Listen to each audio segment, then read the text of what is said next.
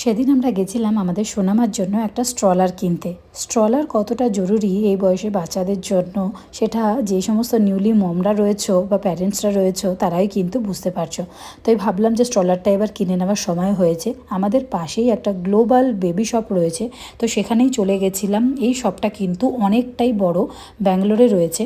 তো এই শপের মধ্যে না প্রয়োজনীয় সমস্ত কিছু পাওয়া যায়, বেবিদের নিউবর্ন বেবি থেকে শুরু করে বাচ্চাদের সমস্ত কিছুই কিন্তু পাওয়া যায়। তো দেখো আমরা বিভিন্ন স্ট্রলার ঘুরে ঘুরে দেখছিলাম আর বেবিকে ওখানে বসেও দেখছিলাম যে ও কোনটাতে বসে সব থেকে বেশি কমফোর্টেবল ফিল করছে।